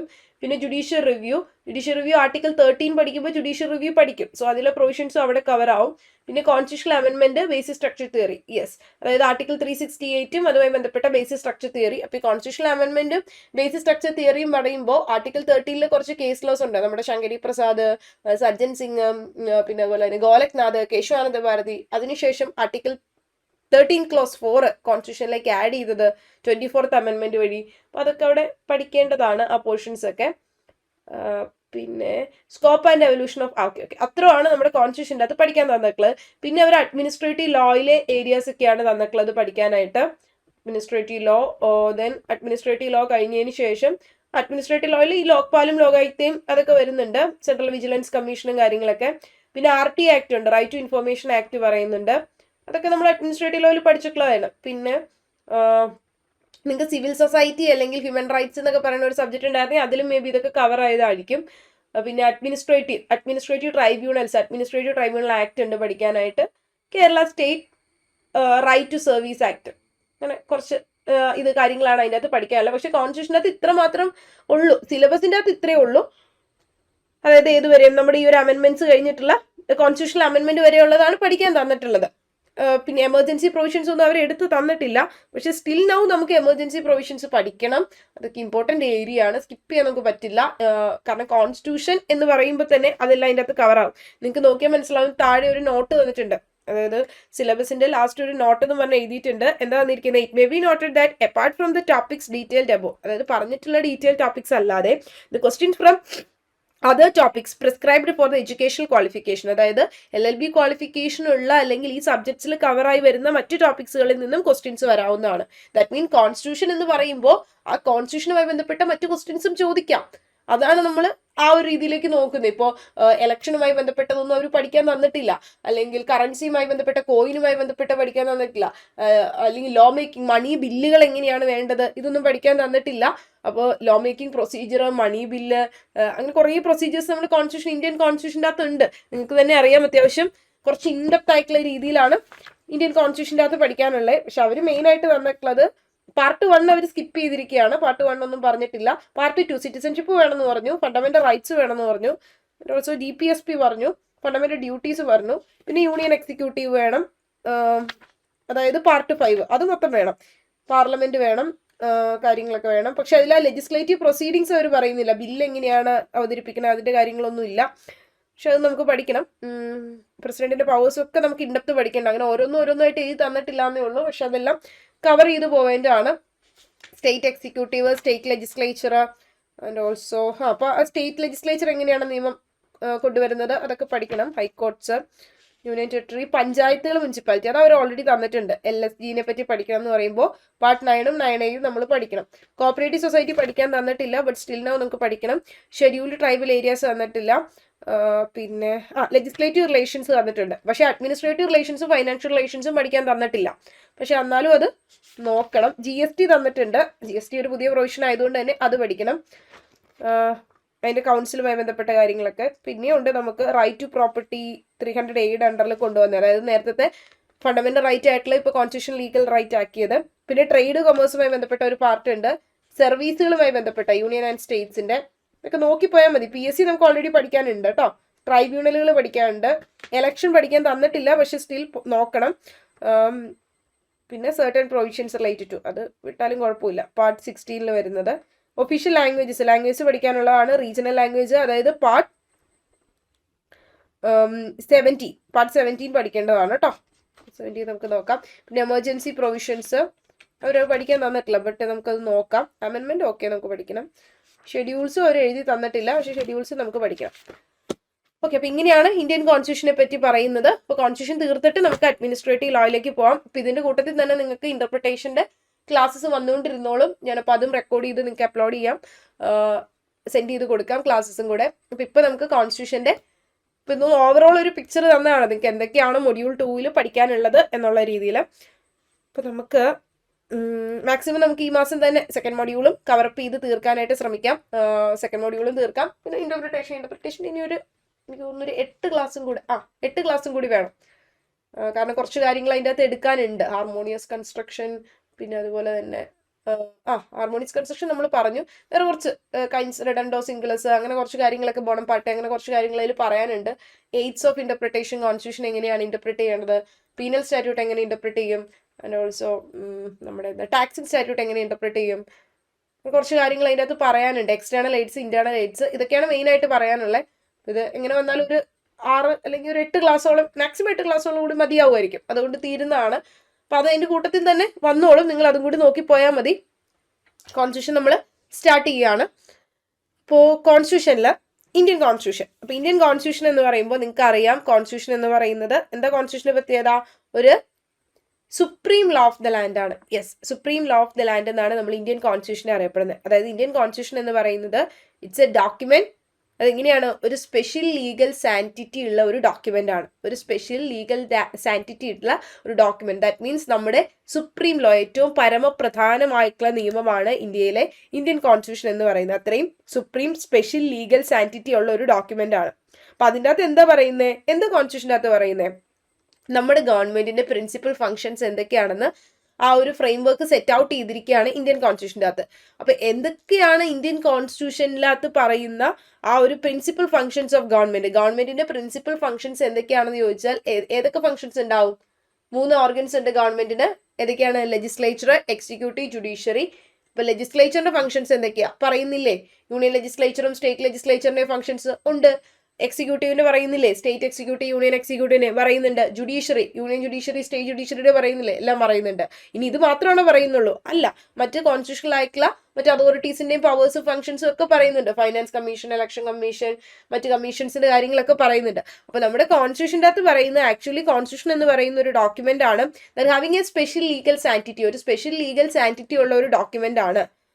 അതിനെന്തുണ്ട്? അതിൻ്റെ അകത്ത് എന്താ നമ്മൾ എന്ത് ഫ്രെയിം വർക്ക് ആണ് പറയുന്നത് ഇന്ത്യൻ കോൺസ്റ്റിറ്റ്യൂഷനകത്ത്? അതിലിങ്ങനെ സെറ്റ് ഔട്ട് ചെയ്ത് വെച്ചിരിക്കുകയാണ് ഒരു ഫ്രെയിം വർക്ക്. അതായത് ഇന്ത്യൻ കോൺസ്റ്റിറ്റ്യൂഷനിൽ ഗവൺമെന്റിന്റെ പ്രിൻസിപ്പൽ ഫംഗ്ഷൻസ് എന്തൊക്കെയാണ്, ഇന്ത്യൻ ഗവൺമെന്റിന്റെ പ്രിൻസിപ്പൽ ആയിട്ടുള്ള ഫംഗ്ഷൻസ് എന്തൊക്കെയാണ്? അത് ലെജിസ്ലേറ്റീവ് ഉണ്ട്, എക്സിക്യൂട്ടീവ് ഉണ്ട്, ജുഡീഷ്യറി ഉണ്ട്. അപ്പൊ ഈ ഫംഗ്ഷൻസ് ഒക്കെ എന്തൊക്കെയാണെന്ന് സെറ്റ് ഔട്ട് ചെയ്ത് വെച്ചിരിക്കുന്ന ആ ഒരു ഫ്രെയിം വർക്ക്, അതിന്റെ ഒരു ഫ്രെയിം വർക്ക് എങ്ങനെയാണ് രൂപഘടന എന്ന് സെറ്റ് ഔട്ട് ചെയ്ത് വെച്ചിരിക്കുന്ന ഒരു വളരെ സ്പെഷ്യൽ ലീഗൽ സാൻറ്റിറ്റി ഉള്ള ഒരു ഡോക്യുമെന്റ് ആണ് ഇന്ത്യൻ കോൺസ്റ്റിറ്റ്യൂഷൻ എന്ന് പറയുന്നത്. അതുകൊണ്ട് തന്നെ നമുക്ക് അതിന്റെ supreme law of the land, നമ്മുടെ ലാൻഡിലെ സുപ്രീം ലോ എന്നൊക്കെ പറയാം. നമ്മുടെ മാനിഫെസ്റ്റോ ആണ്, നമ്മുടെ രാജ്യത്തെ അല്ലെങ്കിൽ നമ്മുടെ കൺട്രിയിലെ മാനിഫെസ്റ്റോ ആണ്. ഈ കോൺസ്റ്റിറ്റ്യൂഷൻ എന്നാ അഡോപ്റ്റ് ചെയ്തത്? 26 നവംബർ 1949. അന്നാണ് നമ്മൾ നാഷണൽ ലോ ഡേ ആയിട്ട് ഒക്കെ ആയിട്ട് സെലിബ്രേറ്റ് ചെയ്യുന്നത്, കോൺസ്റ്റിറ്റ്യൂഷണൽ ഡേ ഒക്കെ ആയിട്ട് സെലിബ്രേറ്റ് ചെയ്യുന്നത്. അപ്പോൾ 26 നവംബർ 1949 ആ ദിവസത്തിന്റെ പ്രത്യേകത ഒന്ന് ഓർത്ത് വെക്കുക കേട്ടോ. നാഷണൽ ലോ ഡേ അതുപോലെ തന്നെ കോൺസ്റ്റിറ്റ്യൂഷണൽ ഡേ ഒക്കെ ആയിട്ടാണ് സെലിബ്രേറ്റ് ചെയ്യുന്നത്. 26 നവംബർ 1949 കോൺസ്റ്റിറ്റ്യൂന്റ് അസംബ്ലിയാണ്. ആരാണ് കോൺസ്റ്റിറ്റ്യൂഷൻ കൊണ്ടുവന്നത്? കോൺസ്റ്റിറ്റ്യൂന്റ് അസംബ്ലിയാണ് കോൺസ്റ്റിറ്റ്യൂഷൻ കൊണ്ടുവന്നത്. ഇന്ത്യൻ കോൺസ്റ്റിറ്റ്യൂഷൻ അഡോപ്റ്റ് ചെയ്തത് അല്ലെങ്കിൽ എനാക്ട് ചെയ്തതെന്ന് ചോദിച്ചാലും ഈ ഡേറ്റ് ആണ്, അഡോപ്റ്റ് ചെയ്തതെന്ന് ചോദിച്ചാലും ഈ ഡേറ്റ് ആണ്. പക്ഷെ കമ്മിങ് ഇൻ ടു ഫോഴ്സ് എന്ന് പറഞ്ഞാൽ എന്താ? പ്രാബല്യത്തിലായത്. എന്ന് തൊട്ടാണ് പ്രാബല്യത്തിലായതെന്ന് ചോദിച്ചാൽ 26 ജനുവരി 1950 തൊട്ടിട്ടാണ് പ്രാബല്യത്തിലായത്. അപ്പൊ ഇന്ത്യൻ കോൺസ്റ്റിറ്റ്യൂഷൻ എന്ന് പറയുന്നത് അഡോപ്റ്റ് ചെയ്തത് 26 നവംബർ 1949 കോൺസ്റ്റിറ്റ്യൂന്റ് അസംബ്ലിയാണ് കൊണ്ടുവന്നത്. ഇത് അന്ന് തന്നെയാണ് എനാക്ട് ആയത്. എനാക്ട് എന്ന് പറഞ്ഞാലും സെയിം അർത്ഥം തന്നെയാണ്. കെയിം ഇൻ ടു ഫോഴ്സ് ആയത് ഒരു 2 മാസം കഴിഞ്ഞിട്ടാണ്. എന്നാ വന്നത്? 26 ജനുവരി 1950 വന്നത്. അപ്പൊ നമ്മുടെ ഇന്ത്യൻ കോൺസ്റ്റിറ്റ്യൂഷൻ എന്ന് പറയുന്നത് റിട്ടൺ കോൺസ്റ്റിറ്റ്യൂഷൻ ആണ്. അതുപോലെ തന്നെ മറ്റ് റിട്ടൺ കോൺസ്റ്റിറ്റ്യൂഷൻ ഉള്ള രാജ്യങ്ങളാണ് ഫ്രഞ്ച് കോൺസ്റ്റിറ്റ്യൂഷനും അമേരിക്കൻ കോൺസ്റ്റിറ്റ്യൂഷനും ഒക്കെ തന്നെ റിട്ടൺ ആയിട്ടുള്ള കോൺസ്റ്റിറ്റ്യൂഷൻ ആണ്. അൺറിട്ടൺ കോൺസ്റ്റിറ്റ്യൂഷൻ ഉള്ള മറ്റു രാജ്യങ്ങളുണ്ട്. ഏതൊക്കെയാ? ചൈനയുടെയും ബ്രിട്ടന്റെ ഒക്കെ അൺറിട്ടൺ കോൺസ്റ്റിറ്റ്യൂഷൻ ആണ്. ദാറ്റ് മീൻസ് അവർക്കൊരു ഡോക്യുമെന്റ് ആയിട്ട് ഇങ്ങനെ എഴുതപ്പെട്ട് വെച്ചിട്ടില്ല. അവരുടെ ഫംഗ്ഷൻസ് കാര്യങ്ങളൊന്നും അങ്ങനെ എഴുതപ്പെട്ട് റിട്ടൺ ആയിട്ട് വെച്ചിട്ടില്ല. ഇനി നമ്മുടെ കോൺസ്റ്റിറ്റ്യൂഷന്റെ ഫാദർ എന്നറിയപ്പെടുന്ന ആരാ? ഇന്ത്യൻ കോൺസ്റ്റിറ്റ്യൂഷന്റെ ഫാദർ എന്നറിയപ്പെടുന്നത് ഡോക്ടർ BR അംബേദ്കറിനെയാണ് ഇന്ത്യൻ കോൺസ്റ്റിറ്റ്യൂഷന്റെ father of our Indian constitution എന്നറിയപ്പെടുന്നത് ഡോക്ടർ BR അംബേദ്കറിനെയാണ്. അപ്പൊ നമ്മുടെ കോൺസ്റ്റിറ്റ്യൂഷൻ്റെ അകത്ത് നമ്മൾ പറഞ്ഞു സ്പെഷ്യൽ ലീഗൽ സാൻറ്റിറ്റി ഉള്ള ഡോക്യുമെന്റ് ആണ്. അതിൻ്റെ അകത്താണ് ഗവൺമെന്റിന്റെ പ്രിൻസിപ്പൽ ഫംഗ്ഷൻസ് എല്ലാം അതിന്റെ ആ ഒരു ഫ്രെയിം വർക്ക് സെറ്റ് ഔട്ട് ചെയ്ത് വെച്ചിരിക്കുന്നത്. അല്ലെങ്കിൽ നമ്മുടെ പൊളിറ്റിക്കൽ സിസ്റ്റത്തിന്റെ ഒരു ബേസിക് ഐഡിയ അല്ലെങ്കിൽ ഒരു ബേസിക് സ്ട്രക്ചർ എന്താണ്? നമ്മുടെ പൊളിറ്റിക്കൽ സിസ്റ്റം ഏതാ? ഡെമോക്രാറ്റിക് ആണ്. അപ്പൊ അങ്ങനെ നമ്മുടെ പൊളിറ്റിക്കൽ സിസ്റ്റത്തിന്റെ ആ ഒരു ബേസിക് സ്ട്രക്ചർ എന്താണ്? അതായത് ജനങ്ങളെ ഗവേൺ ചെയ്യുന്ന political system, the political system which the people are to be governed, അങ്ങനെ നമുക്ക് പറയാം. അതായത് ജനങ്ങൾ ഗവേൺ ചെയ്യപ്പെടുന്ന അല്ലെങ്കിൽ അവരെ ഗവേൺ ചെയ്യുന്ന പൊളിറ്റിക്കൽ സിസ്റ്റം ഏതാണോ ആ പൊളിറ്റിക്കൽ സിസ്റ്റത്തിന്റെ ഒരു ബേസിക് സ്ട്രക്ചർ നൽകുന്നത് ഏതിലൂടെയാ? ഇന്ത്യൻ കോൺസ്റ്റിറ്റ്യൂഷനിലൂടെയാണ്. നമ്മുടെ പൊളിറ്റിക്കൽ സിസ്റ്റം ഏതാണ്? ഡെമോക്രാറ്റിക് ആണെന്ന് നമുക്ക് മനസ്സിലാവുന്ന ഇന്ത്യൻ കോൺസ്റ്റിറ്റ്യൂഷൻ വായിക്കുമ്പോഴാണ്. അപ്പൊ ആ പൊളിറ്റിക്കൽ സിസ്റ്റത്തിന്റെ ബേസിക് സ്ട്രക്ചർ നൽകുന്നത്, അതിനെപ്പറ്റി ഒരു ഐഡിയ നൽകുന്നത് ഏതിലൂടെയാണ്? ഇന്ത്യൻ കോൺസ്റ്റിറ്റ്യൂഷനിലൂടെയാണ്. അതോടൊപ്പം തന്നെ ഗവൺമെന്റിന്റെ അല്ലെങ്കിൽ സ്റ്റേറ്റിന്റെ മെയിൻ ഓർഗൻസ് ആയിട്ടുള്ള ലെജിസ്ലേച്ചർ, എക്സിക്യൂട്ടീവ്, ജുഡീഷ്യറിയുടെ മെയിൻ ഓർഗൻസ് ആയിട്ടുള്ള ഇവരുടെ പവേഴ്സ് എന്തൊക്കെയാണെന്നുള്ളതും ഡിഫൈൻ ചെയ്യുന്നുണ്ട്. പവേഴ്സ് മാത്രമേ ഉള്ളൂ, ഇവർക്ക് ഫംഗ്ഷൻസും പവേഴ്സും മാത്രമല്ല, ആൻഡ് ഓൾസോ ദ റെസ്പോൺസിബിലിറ്റീസ്, അവർക്ക് എന്തൊക്കെ റെസ്പോൺസിബിലിറ്റീസ് ആണുള്ളത്, അതോടൊപ്പം തന്നെ ഇവർ തമ്മിലുള്ള റിലേഷൻഷിപ്പ് എങ്ങനെയാണെന്നും ഇവരും ജനങ്ങളും തമ്മിലുള്ള റിലേഷൻഷിപ്പ് എങ്ങനെയാണെന്നും. അതായത് ലെജിസ്ലേച്ചറും എക്സിക്യൂട്ടീവും തമ്മിൽ എങ്ങനെയാണ് കണക്ഷൻ? എക്സിക്യൂട്ടീവും ജുഡീഷ്യറിയും തമ്മിൽ എന്തെങ്കിലും കണക്ഷൻ ഉണ്ടോ? അത് ലെജിസ്ലേച്ചറും ജുഡീഷ്യറിയും തമ്മിൽ കണക്ഷൻ ഉണ്ടോ? ഉണ്ട്. ലെജിസ്ലേച്ചർ എന്താ ചെയ്യുന്നത്? ലോ മേക്ക് ചെയ്യാണ് അല്ലെങ്കിൽ ലോ എനാക്ട് ചെയ്യാണ്. എക്സിക്യൂട്ടീവ് എന്ത് ചെയ്യും? ആ ലെജിസ്ലേച്ചർ കൊണ്ടുവന്ന ലോയിനെയാണ് ഇംപ്ലിമെന്റ് ചെയ്യുന്നത് അല്ലെങ്കിൽ എൻഫോഴ്സ് ചെയ്യുന്നത്. ജുഡീഷ്യറി എന്ത് ചെയ്യും? ജുഡീഷ്യറി എന്താ ചെയ്യുന്നത്? ഇന്റർപ്രറ്റ് ചെയ്യും. ലെജിസ്ലേച്ചർ കൊണ്ടുവന്ന ലോയിനെ ഇന്റർപ്രറ്റ് ചെയ്യാണ് ചെയ്യുന്നത്. സോ ഇവരെ സംബന്ധിച്ചിടത്തോളം ഇവർ അങ്ങോട്ടും ഇങ്ങോട്ടും എങ്ങനെയാണ് ഇവരുടെ ഇന്റർ റിലേഷൻഷിപ്പ് അല്ലെങ്കിൽ റിലേഷൻഷിപ്പ് വിത്ത് ഈച്ച് അതർ എങ്ങനെയാണ്, ആൻഡ് ഓൾസോ ഈ പറയുന്ന ഗവൺമെന്റിന്റെ ഓർഗൻസും പീപ്പിളും തമ്മിലുള്ള റിലേഷൻഷിപ്പ് എങ്ങനെയാണ്, ജനങ്ങളും തമ്മിലുള്ള ഇതാണ്. അപ്പൊ ഇതൊക്കെയാണ് നമ്മുടെ കോൺസ്റ്റിറ്റ്യൂഷന്റെ അകത്ത് പറയുന്നത്. സോ അതുകൊണ്ട് തന്നെ we can termed as a fundamental law അല്ലെങ്കിൽ supreme law of the land എന്ന് ഇന്ത്യൻ കോൺസ്റ്റിറ്റ്യൂഷനെ നമുക്ക് വിശേഷിപ്പിക്കാൻ പറ്റും. കാരണം ഇന്ത്യയിലെ ജനങ്ങളുടെ ഫെയ്ത്ത് അല്ലെങ്കിൽ അവരുടെ ആസ്പിറേഷൻസ് എന്തൊക്കെയാണെന്ന് റിഫ്ലക്ട് ചെയ്യുന്നത് ഇന്ത്യൻ കോൺസ്റ്റിറ്റ്യൂഷനിലൂടെയാണ്. യെസ്, ഇനി നമുക്ക് നോക്കാം. ഈ ഇന്ത്യൻ കോൺസ്റ്റിറ്റ്യൂഷനിൽ നമ്മുടെ കോൺസ്റ്റിറ്റ്യൂന്റ് അസംബ്ലിയാണ് ഇന്ത്യൻ കോൺസ്റ്റിറ്റ്യൂഷൻ കൊണ്ടുവന്നത് നമ്മൾ പറഞ്ഞു. അപ്പൊ ആ കോൺസ്റ്റിറ്റ്യൂന്റ് അസംബ്ലി വരുന്നതിന് മുമ്പ് നമുക്ക് ആ ഒരു ബാക്ക്ഗ്രൗണ്ട് എങ്ങനെയാണെന്നുള്ളത് നോക്കാം, എങ്ങനെയാണ് കോൺസ്റ്റിറ്റ്യൂഷൻ വന്നതെന്നുള്ളത്. അപ്പൊ ബാക്ക്ഗ്രൗണ്ടിലേക്ക് വരുമ്പോൾ ബ്രിട്ടീഷുകാർ 1600 കാലഘട്ടങ്ങളിൽ ഇങ്ങോട്ടേക്ക് വന്ന ആ ഒരു കഥയാണ്. ജസ്റ്റ് പറയാം, നിങ്ങൾ കേട്ടിരുന്നാൽ മതി. അങ്ങനെയൊന്നും ചോദിക്കൊന്നുമില്ല ബ്രിട്ടീഷുകാർ എന്ന് വന്നു അല്ലെങ്കിൽ അവരിവിടെ വന്നിട്ട് കൊണ്ടുവന്ന ആക്ടുകളുടെ പേരൊന്നും ചോദിക്കില്ല. പക്ഷെ കോൺസ്റ്റിറ്റ്യൂന്റ് അസംബ്ലിയുടെ ഫോർമേഷൻ പറയുമ്പോൾ നമുക്ക് ആ ഒരു ബാക്ക്ഗ്രൗണ്ട് ഒന്ന് ഓർത്തിരിക്കണം, അതിനുവേണ്ടിയാണ്. അപ്പോ 1600 കാലഘട്ടങ്ങളിൽ ബ്രിട്ടീഷുകാർ ഇന്ത്യയിലേക്ക് വരുന്നത് എന്നാ, British came to India in 1600 ആ ഒരു കാലഘട്ടങ്ങളിലാണ് ബ്രിട്ടീഷുകാർ ഇന്ത്യയിലേക്ക് വരുന്നത്. അവർ എന്തിനു വേണ്ടി വരുന്നത്? കച്ചവടം ചെയ്യാനാണ്, ട്രേഡേഴ്സ് ആയിട്ടുള്ള രീതിയിലാണ് ഇങ്ങോട്ടേക്ക് വന്നത്. എന്നിട്ട് ഇവർ എന്ത് ചെയ്തു? അവരുടെ ട്രേഡൊക്കെ ഇവിടെ ഫ്ലറിഷ് ചെയ്തിട്ട് ഈസ്റ്റ് ഇന്ത്യ കമ്പനി അവരിവിടെ ഫോം ചെയ്തു. ഇത് സോഷ്യൽ സയൻസിലൊക്കെ കുഞ്ഞു ക്ലാസ്സുകളിൽ തൊട്ട് നമ്മൾ കേട്ടിട്ടുള്ളതായിരിക്കാം. അപ്പോൾ ഈസ്റ്റ് ഇന്ത്യ കമ്പനി ഇവർ ഫോം ചെയ്തിട്ട് അവർക്ക് കംപ്ലീറ്റ് ആയിട്ട് ഇവിടെ ഇന്ത്യയിൽ ഒരു ട്രേഡിംഗ് റൈറ്റ്, അതായത് എക്സ്ക്ലൂസീവ് ആയിട്ടുള്ള ഒരു ട്രേഡിംഗ് റൈറ്റ്സ് ഇവർക്ക് ഇവിടെ കിട്ടി. അപ്പൊ അന്നത്തെ ആ ഒരു ക്യൂൻ എലിസബത്ത് I അവർ പാസാക്കിയ ചാർട്ടറിന്റെ അടിസ്ഥാനത്തിലാണ് ഇവർ ഈസ്റ്റ് ഇന്ത്യ കമ്പനിയൊക്കെ ഫോം ചെയ്തിട്ടുണ്ടായിരുന്നത്. പിന്നീട് ഒരു 1765 ആയപ്പോൾ 1765 ഒക്കെ ആയപ്പോൾ 1765 ആയപ്പോഴേക്കും ഈ ബ്രിട്ടീഷ് ഈസ്റ്റ് ഇന്ത്യ കമ്പനിക്ക് കംപ്ലീറ്റ് ആയിട്ടുള്ള ഒരു ട്രേഡിംഗ് ഫംഗ്ഷൻസ് മൊത്തം കിട്ടി. അതായത് ഇവർക്ക് ട്രേഡിനുള്ള എക്സ്ക്ലൂസീവ് ആയിട്ടുള്ള റൈറ്റ് ഇവിടെ ഇന്ത്യയിൽ മൊത്തത്തിൽ കിട്ടുകയും അതോടൊപ്പം തന്നെ ഇവർക്ക് ടാക്സ് കളക്ട് ചെയ്യാനുള്ള, അതായത് റവന്യൂ കളക്ട് ചെയ്യാനായിട്ടുള്ള മറ്റ് ദിവാനി റൈറ്റ്സും റവന്യൂ കളക്ഷൻ റൈറ്റ്സുകളും ഒക്കെ അവർക്ക് അവിടെ കിട്ടുകയും ചെയ്തു. അപ്പൊ അങ്ങനെ വന്നപ്പോൾ ശരിക്കും നമ്മുടെ ബ്രിട്ടീഷുകാർ ഇന്ത്യയിൽ വന്നിട്ട് ആ ഒരു ടെറിട്ടോറിയൽ സൊവറിനിറ്റി ഇന്ത്യയിൽ കൊണ്ടുവന്ന ഒരു സമയമാണ്. സൊവറിനിറ്റി മീൻസ് പരമാധികാരം, ആ ഒരു ഏരിയ, ടെറിട്ടോറിയൽ മീൻസ് ഏരിയ അല്ലേ. അപ്പൊ ആ ഏരിയയിൽ കംപ്ലീറ്റ് ആയിട്ട് ഒരു സൊവറിനിറ്റി, പരമാധികാരം കൊണ്ടുവന്ന ഒരു സിറ്റുവേഷൻ ആയിരുന്നു. ഈസ്റ്റ് ഇന്ത്യ കമ്പനിയുടെ ടെറിട്ടോറിയൽ സൊവറിനിറ്റി ഇന്ത്യയിൽ വന്ന ഒരു സിറ്റുവേഷൻ ആയിരുന്നു അന്നുണ്ടായിരുന്നത്. അപ്പൊ ആ ഒരു സമയത്ത് ബ്രിട്ടീഷ് ക്രൗൺ എന്ന് പറയുന്നത് ഒരുപാട് ചാർട്ടറുകൾ പാസ്സാക്കി. ഈ ചാർട്ടർ എന്ന് പറഞ്ഞ ഒരു ലീഗൽ ഡോക്യുമെന്റ് എന്നുള്ള അർത്ഥമാണ് കേട്ടോ ഉള്ളൂ. അപ്പൊ അങ്ങനെയുള്ള ചാർട്ടറുകൾ പാസ്സാക്കി നമ്മൾ ഇന്ന് ആക്ട് പോലെ ഇപ്പൊ ഒരുപാട് ചാർട്ടറുകളും ആക്ടുകളും ഒക്കെ കമ്പനിയുടെ ആ ഒരു കോണ്ടക്ട് റെഗുലേറ്റ് ചെയ്യാൻ വേണ്ടിയിട്ട് ആ സമയത്ത് ഇവർ പാസ്സാക്കിയിട്ടുണ്ടായിരുന്നു. അപ്പൊ ഈ സമയത്തൊക്കെ ഇന്ത്യൻ കോൺസ്റ്റിറ്റ്യൂഷൻ വേണം എന്നുള്ള ഒരു ആവശ്യം നമ്മൾ എന്ത് ചെയ്യുന്നുണ്ട്? ബ്രിട്ടീഷുകാരോട് ആവശ്യപ്പെടുന്നുണ്ട്. ആ കോൺസ്റ്റിറ്റ്യൂഷന് വേണ്ടിയിട്ട് നമ്മൾ എന്ത് ചെയ്യണം? ഒരു കോൺസ്റ്റിറ്റ്യൂന്റ് അസംബ്ലി കൊണ്ടുവരണം. അപ്പൊ ഇന്ത്യൻ കോൺസ്റ്റിറ്റ്യൂഷൻ കൊണ്ടുവരാൻ വേണ്ടിയിട്ട് ഒരു കോൺസ്റ്റിറ്റ്യൂന്റ് അസംബ്ലി നമുക്ക് വേണം എന്നുള്ള ഒരു കാര്യം നമ്മൾ ഇവരോട് അവതരിപ്പിക്കുന്നുണ്ട് ഈ ഒരു സമയത്തൊക്കെ തന്നെ. അപ്പോൾ അങ്ങനെ അവതരിപ്പിച്ചതിന്റെ ഭാഗമായിട്ട് ഇന്ത്യൻ കോൺസ്റ്റിറ്റ്യൂഷൻ നമുക്ക് കൊണ്ടുവരണം, ഇന്ത്യയിൽ ഒരു കോൺസ്റ്റിറ്റ്യൂഷന്റെ ആവശ്യമുണ്ട് എന്നുള്ള ഒരു കാര്യം നമ്മൾ, നമുക്ക് വിസിബിൾ ആണെന്ന് തോന്നുന്നു ഇപ്പോ. ഓക്കെ, അപ്പൊ ഇന്ത്യയിൽ ഒരു കോൺസ്റ്റിറ്റ്യൂന്റ് അസംബ്ലി, ഇന്ത്യക്ക് ഒരു കോൺസ്റ്റിറ്റ്യൂഷൻ വേണം, അതിന് വേണ്ടിയിട്ട് ഒരു കോൺസ്റ്റിറ്റ്യൂന്റ് അസംബ്ലി വേണം എന്നുള്ള ഒരു കാര്യം നമ്മൾ ബ്രിട്ടീഷുകാരോട് ഈ സമയത്തൊക്കെ ആവശ്യപ്പെടുന്നുണ്ട്. എന്നാൽ പോലും ഒരുപാട് ആ ഒരു സമയത്ത് അതിന്റെ ഒരു ഭാഗമായിട്ട് ഒരുപാട് കോൺസ്റ്റിറ്റ്യൂഷണൽ എക്സ്പെരിമെന്റുകളും ഒരുപാട് എഫേർട്സുകളും ഒക്കെ ആ സമയത്ത് ബ്രിട്ടീഷ് ഗവൺമെന്റും ഈ പറയുന്ന സമയത്ത് കുറച്ച് കോൺസ്റ്റിറ്റ്യൂഷണൽ എക്സ്പെരിമെന്റുകളൊക്കെ നടത്തിയിട്ടുണ്ട്. അതായത് ഒരു ഇന്നത്തെ നമ്മൾ കാണുന്ന ഒരു പ്രസന്റ് കോൺസ്റ്റിറ്റ്യൂഷൻ മേക്ക് ചെയ്യാൻ വേണ്ടിയിട്ട് അവരുടെ ഭാഗത്തുനിന്നും കുറച്ച് എക്സ്പെരിമെന്റ്സുകളൊക്കെ നടത്തിയിട്ടുണ്ടായിരുന്നു, പല ചാർട്ടറുകളൊക്കെ ആയിട്ട്. അപ്പൊ അങ്ങനെയാണ് പിന്നീട് കുറെ കോൺസ്റ്റിറ്റ്യൂഷണൽ ഡെവലപ്മെന്റുകൾ കോൺസ്റ്റിറ്റ്യൂഷന് വേണ്ടിയിട്ട് നടന്നിട്ടുണ്ടായിരുന്നു. അതായത് കുറച്ച് എക്സ്പെരിമെന്റ്സുകളൊക്കെ, പേരുകളൊക്കെ ചുമ്മാ ജസ്റ്റ് പറയാം, നിങ്ങൾ കേട്ടിരുന്നാൽ മതി. അതായത് കോൺസ്റ്റിറ്റ്യൂഷണൽ എക്സ്പെരിമെന്റുകൾ എന്ന് പറയുന്ന 1858 മുമ്പ്, ആ കാലഘട്ടത്തിന് മുമ്പ് ബ്രിട്ടീഷ് ഗവൺമെന്റ് അവർ പാസ്സാക്കിയ കുറെ എന്താ പറയാ ആക്ടുകൾ, അല്ലെങ്കിൽ അവർ കൊണ്ടുവന്ന കുറെ ഇന്ത്യൻ കോൺസ്റ്റിറ്റ്യൂഷന് വേണ്ടിയിട്ടുള്ള ഒരു കോൺസ്റ്റിറ്റ്യൂന്റ് അസംബ്ലി കൊണ്ടുവരാൻ അവർ നടത്തിയ കുറെ എക്സ്പെരിമെന്റ്സുകളാണ്. ഒന്ന് റെഗുലേറ്റിംഗ് ആക്ട് 1773, 1773 റെഗുലേറ്റിംഗ് ആക്ട്. പിന്നെ Pitt's India act 1784 Pitt's India act. ഒന്ന് ഡീറ്റെയിൽ ആയിട്ട് പഠിക്കേണ്ട, ഓർത്തിരുന്നാൽ മതി, ഇങ്ങനെ കേട്ടുപോയാൽ മതി. പിന്നെ ചാർട്ടർ ആക്ട് 1793, പിന്നെ 1813 charter act, 1833 charter act, 1853 charter act. പിന്നീടാണ് ക്രൗൺ റൂൾ വരുന്നത്. ആ ക്രൗൺ റൂളിന്റെ സമയത്ത്, അതായത് 1858 തൊട്ട് 1947 വരെയുള്ള കാലഘട്ടങ്ങൾ ഒരു ക്രൗൺ റൂളാണ്. അപ്പൊ ആ സമയത്ത് ഉണ്ടായിരുന്നത് നമ്മുടെ ഏതാ ഗവൺമെന്റ് ഓഫ് ഇന്ത്യ ആക്ടിന്റെ കാലഘട്ടമാണ്. ഗവൺമെന്റ് ഓഫ് ഇന്ത്യ ആക്ട് 1858 വന്നു, ഇന്ത്യൻ കൗൺസിൽ ആക്ട് 1861 വന്നു, പിന്നെ ഇന്ത്യൻ കൗൺസിൽസ് ആക്ട് 1892 വന്നു, അതുപോലെ തന്നെ നമ്മുടെ മറ്റേ Lord Morley Minto reforms act ഉണ്ടല്ലോ 1909 ആക്ട്, അപ്പൊ അത് വന്നു. പിന്നെ അതുപോലെ തന്നെ government of India act 1990 1919 government of India act വന്നു. പിന്നെ അതിനുശേഷമാണ് ഗവൺമെന്റ് ഓഫ് ഇന്ത്യ ആക്ട് 1935 വരുന്നത്. യെസ്, അപ്പൊ ഈ ഗവൺമെന്റ് ഓഫ് ഇന്ത്യ ആക്ട് 1935 ഇതൊന്നും നിങ്ങൾ ഓർത്തിരിക്കാം.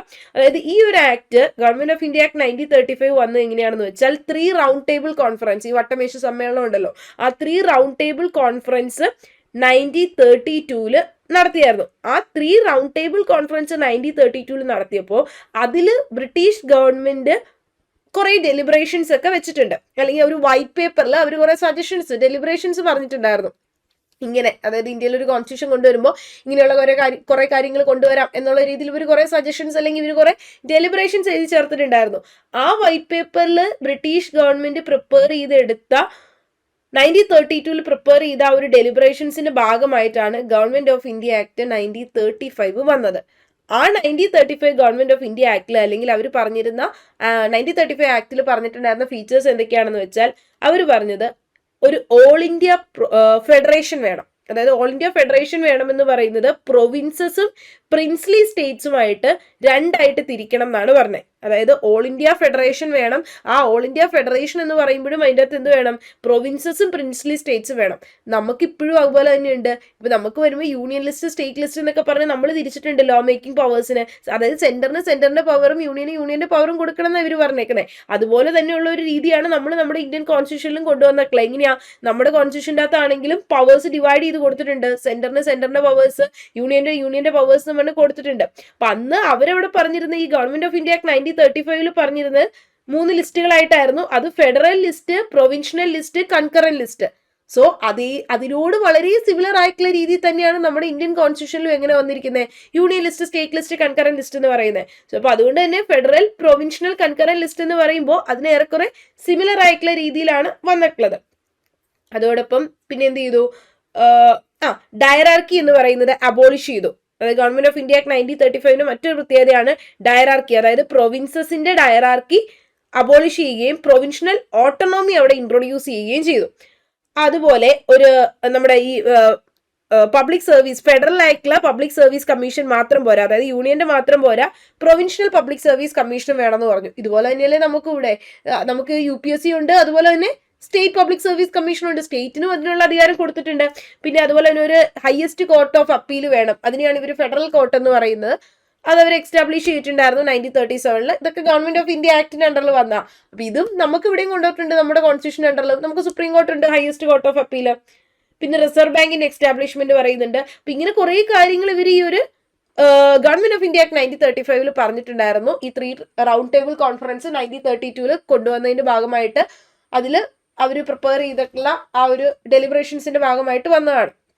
അപ്പൊ അത് ഒട്ടുമിക്ക കാര്യങ്ങളും നമ്മൾ ഇന്ത്യൻ കോൺസ്റ്റിറ്റ്യൂഷനിലേക്ക് അഡോപ്റ്റ് ചെയ്തിട്ടുണ്ട്. സോ അപ്പൊ അതുകൊണ്ട് തന്നെ most of the provisions from the Indian constitution most of the provisions in the Indian കോൺസ്റ്റിറ്റ്യൂഷനിലെ മോസ്റ്റ് ഓഫ് ദി പ്രൊവിഷൻസും നമ്മൾ ബോറോ ചെയ്തെടുത്തത് ഗവൺമെന്റ് ഓഫ് ഇന്ത്യ ആക്ട് 1935 നിന്നാണെന്ന് നമുക്ക് പറയാം.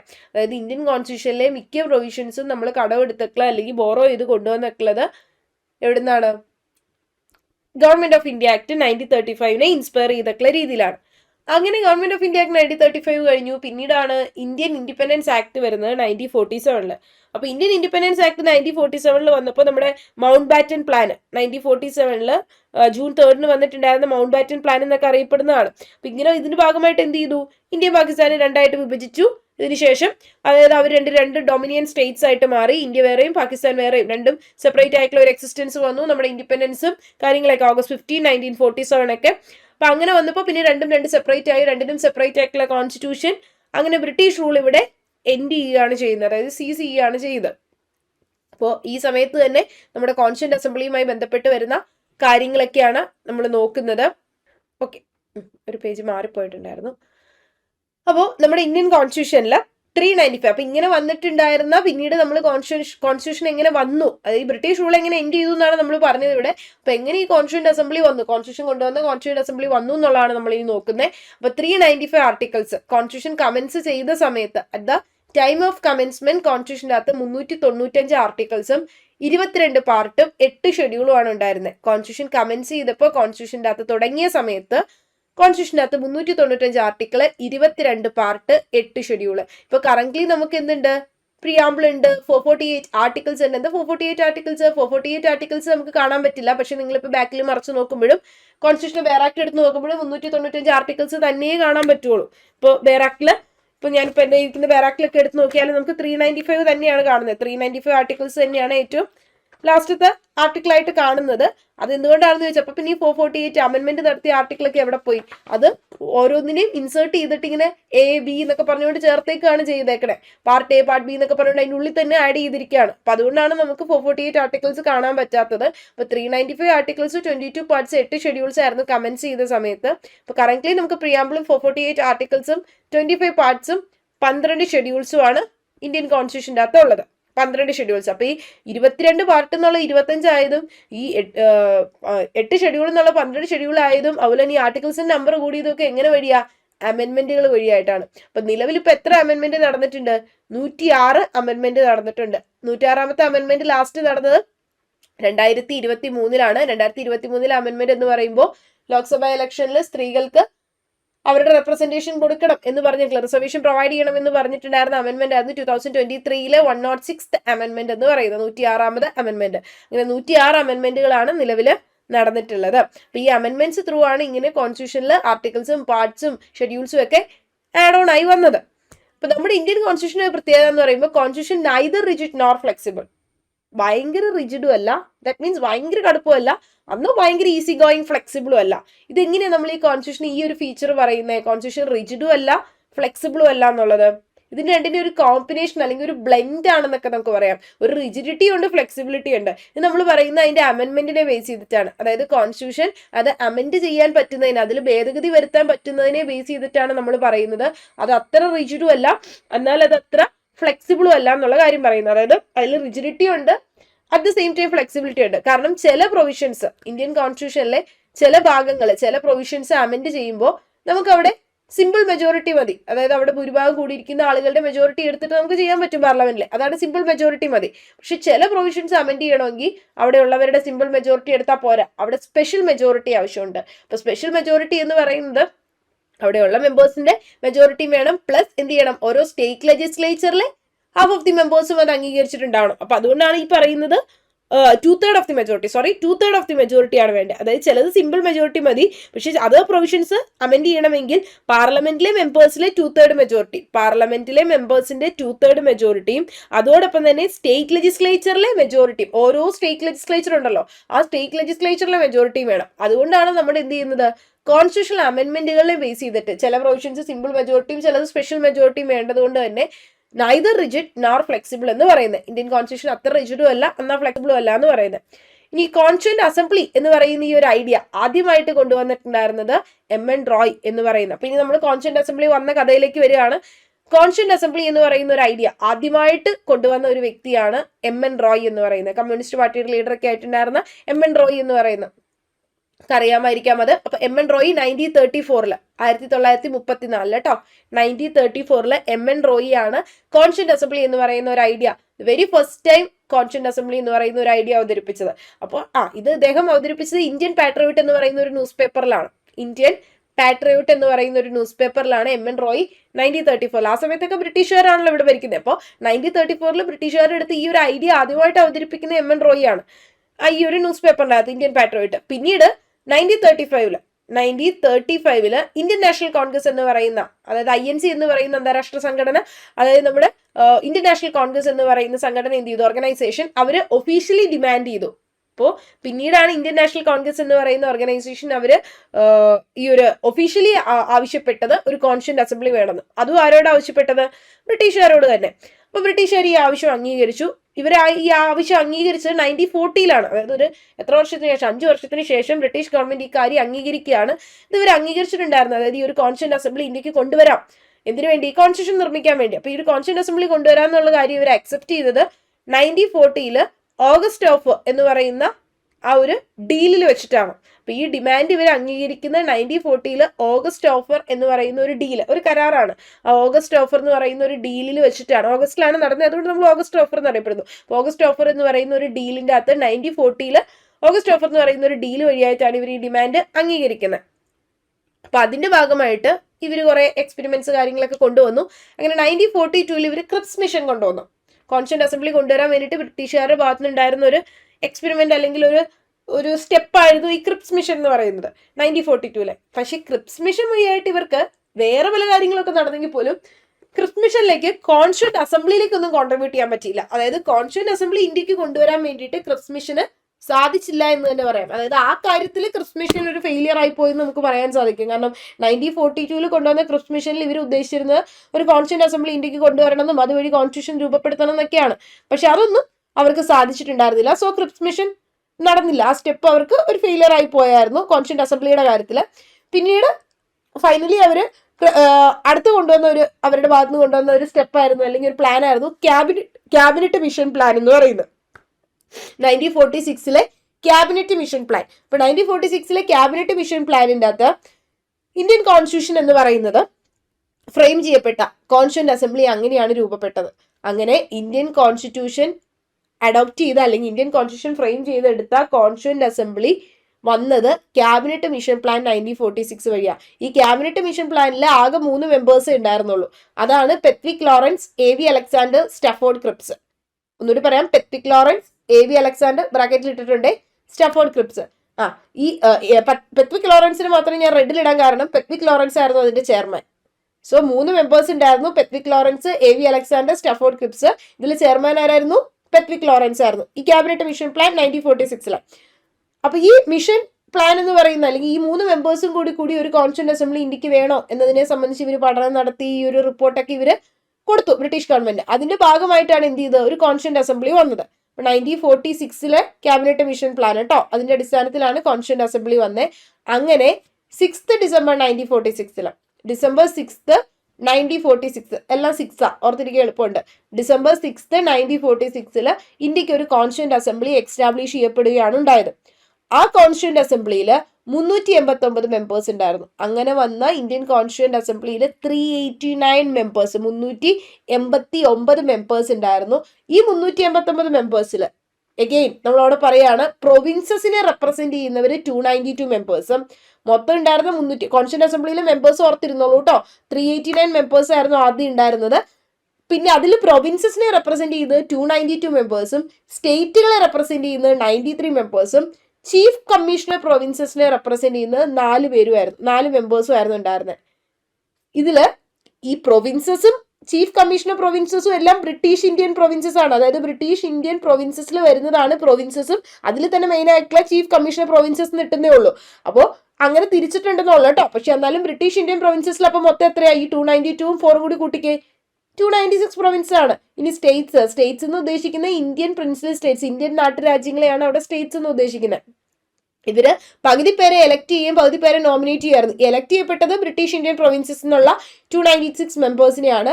ഇന്ത്യൻ പ്രിൻസിപ്പൽ സ്റ്റേറ്റ്സ് എന്നുള്ളവർ എന്ത് ചെയ്തു? ഓൾറെഡി എലക്ട് ചെയ്തവര് നോമിനേറ്റ് ചെയ്തു. അങ്ങനെയാണ് ചെയ്തത്. അപ്പോൾ പാർട്ട്ലി എലക്റ്റഡും പാർട്ട്ലി നോമിനേറ്റഡും ആയിരുന്നു. ഈ കോൺസ്റ്റിറ്റ്യൂന്റ് അസംബ്ലിയിലെ മെമ്പേഴ്സിനെ പാർട്ട്ലി എലക്റ്റഡും ആയിരുന്നു ആൻഡ് ഓൾസോ പാർട്ട്ലി നോമിനേറ്റഡും ആയിരുന്നു. ബ്രിട്ടീഷ് ഇന്ത്യൻ പ്രൊവിൻസസ് നിന്നും 296 മെമ്പേഴ്സിനെയും 93 മെമ്പേഴ്സിനെ ഇന്ത്യൻ പ്രിൻസിപ്പൽ സ്റ്റേറ്റ്സിൽ നിന്നുമായിരുന്നു ഉണ്ടായിരുന്നു അതിൻ്റെ അകത്ത് റെപ്രസെന്റ് ചെയ്തിട്ടുണ്ടായിരുന്നത്. ഈ 296 എങ്ങനെ വന്നു നിങ്ങൾക്ക് മനസ്സിലായി കാണും. 292 + 4 വന്നപ്പോഴാണ് 296 വന്നത്. അങ്ങനെ നമ്മൾ പറഞ്ഞു ഓൾറെഡി ഇന്ത്യൻ ഇൻഡിപെൻഡൻസ് ആക്ട് വന്നു. ഇന്ത്യൻ ഇൻഡിപെൻഡൻസ് ആക്ട് വന്നപ്പോൾ എന്താ സംഭവിച്ചത്? പാർട്ടീഷൻ. യെസ്, ഇന്ത്യയും പാകിസ്ഥാനും തമ്മിൽ അവര് പാർട്ടീഷൻ ചെയ്ത് രണ്ടായിട്ട് വിഭജിച്ചു. രണ്ടും 2 ഡൊമിനിയൻ സ്റ്റേറ്റ്സ് ആയിട്ട് മാറി. രണ്ടിനും സെപ്പറേറ്റ് കോൺസ്റ്റിറ്റ്യൂഷൻ എന്നുള്ള രീതിയിലേക്കായി. അപ്പോൾ 1947 ഇന്ത്യൻ ഇൻഡിപെൻഡൻസ് ആക്ടിന് ശേഷം പാർട്ടീഷൻ സംഭവിച്ചു.